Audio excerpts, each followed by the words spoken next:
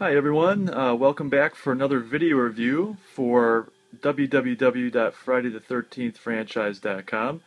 This is once again Jason Parker. I am the webmaster and owner of the website, and today we thought we would go ahead and take a look at the home video collection for Jason Lives Friday the 13th Part 6.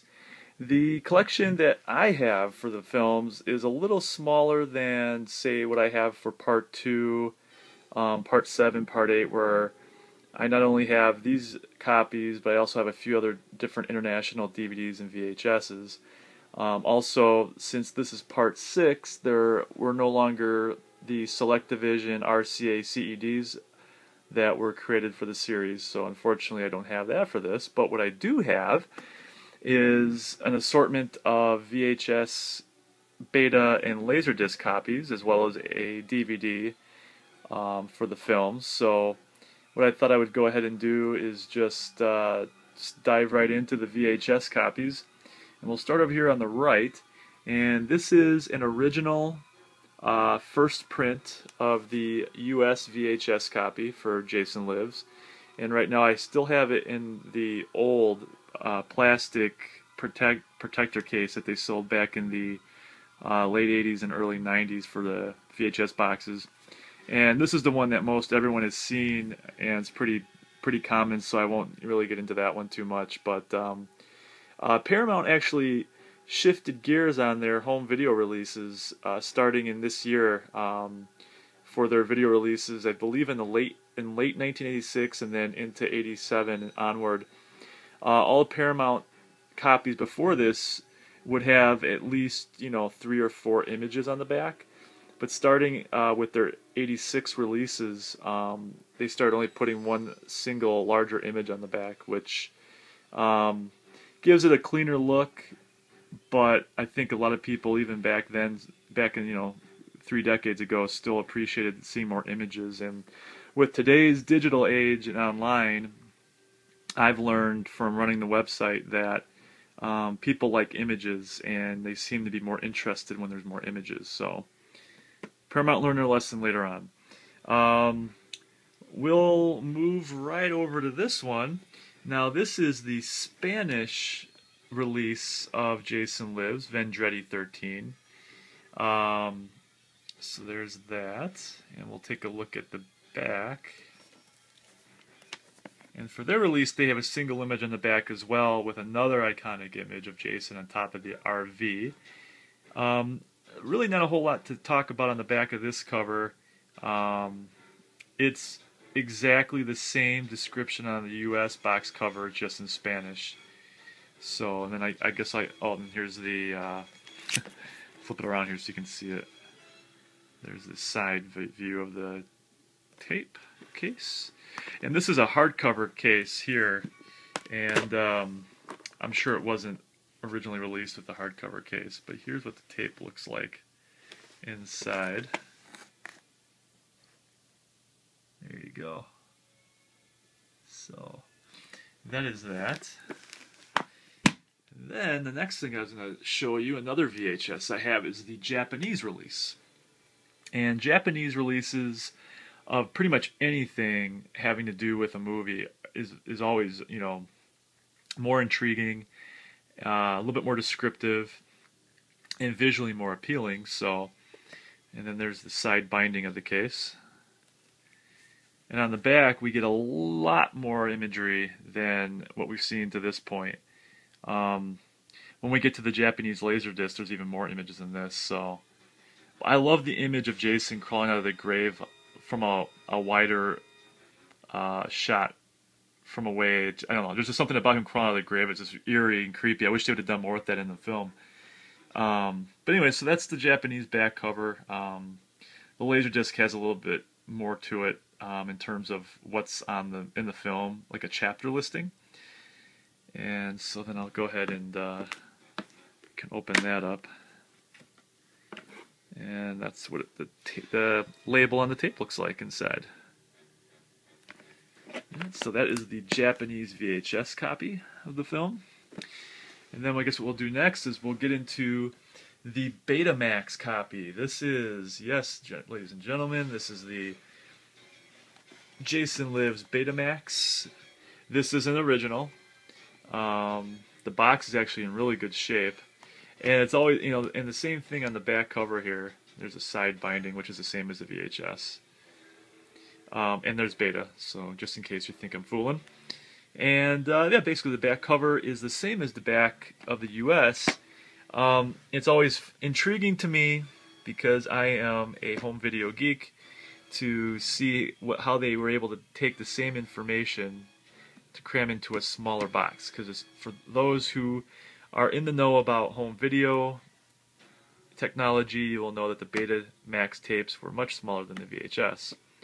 So there's the same backs, but same information, just shrunk down. So that, oh, and I guess we can go ahead and real quick. I didn't want to take the tape out of the other one because I got the plastic covering on it, but this is what, for those of you who've never seen a Betamax tape before, that's what they look like. And then there's the classic Paramount label on the VHS and beta tapes. So there's that. And then go ahead and we'll take a look at my United States, U.S. for short, Jason Lives Laserdisc. Now this is one of the most important pieces of home video that I own, just because it's in the original factory sealed plastic. And these are really hard to find, and it even has the original price sticker still on it for $30. So for those of you who have complained about buying their Blu-rays for $30, 25, 30 bucks, they didn't change the price much back almost 30 years ago when they were selling these Laserdiscs. They're still selling them for the same price as they are today for Blu-rays. And for those of you who don't know Laserdiscs, which I think most of you do by now, but if you don't, Laserdiscs were basically the size of a record, except for the fact that they could be read using a laser, much like DVDs and Blu-rays are today, except they had to be the size of a record at the time to fit the data on the disc. And it has the same front cover on it. And if you look at the back, with the beautiful glare of the factory sealed wrapping on it still, you'll see that Paramount did not skimp on the imagery for their Laserdiscs. They actually put lots of images on there. And usually it's basically the same classic scenes that we've seen before, but it's still nice to have more pictures on the back. And one thing to add, and I guess I've never really talked about with the Laserdiscs, they usually tend to reorganize the information differently. So you'll see the same explanation that you see in the VHS, but it's like buried on the bottom of the Laserdisc cover. In this case, the bottom left corner. So a lot of people never even read these; they just kind of looked at the pictures, which is kind of more to what I was talking about before, where most people just want to see images. If the pictures look cool, they're going to get the movie. So, in that respect, Paramount was kind of smart with their Laserdiscs, as many other companies were at the time for distributing movies. So that is the Laserdisc, and if I didn't have the factory seal on it, I would actually show you the Laserdisc. And that brings us over to one of my favorites, which is the Japanese Laserdisc for Jason Lives. And as I mentioned before, anything to do with Japanese marketing, distribution for any film usually ends up being something pretty cool to look at. As I mentioned in my other videos for the home video releases, especially for the Japanese discs and tapes, you'll notice that this has something on the side that's removable. This is called an obi strip. For those of you who have not seen my videos before, do not know what Japanese laser discs are all about, these obi strips are removable, and removable on purpose because, according to what I've read and found out talking to a few people, this is how stores would keep track of their inventory. So they would pull these obi strips off, and then they would know how many were sold and how many they would have to order again. I've had people dispute this with me in the past. I'm just going off of what I've read and the people I've talked to. So, but I think the obi strips add something to these discs that otherwise would look a little bit more bland. And then here's the back cover for the Japanese Laserdisc, and like I said, these things I just think they do everything so much better. Everything just looks so much more interesting. And here's the back of the obi strip too. It shows the previous releases that you can get, which I thought was pretty cool. But so yeah, so you have a lot of different imagery, and then that really cool shot of Jason coming out of the grave that you saw on the VHS. Most interesting part of the Japanese Laserdiscs have to do with the chapter selections. They tend to give them some interesting English chapter names. And for instance, Stick Killer 1 and Stick Killer 2. Or how about Fresh for Jason? We always love that one. And how about Drank Killer Jason? I don't know if that's supposed to be Drunk Killer Jason or if they really mean Drank Killer Jason. And so on and so forth. And how about my favorite? Here's actually my favorites. Dead Body Cop 1 through 3.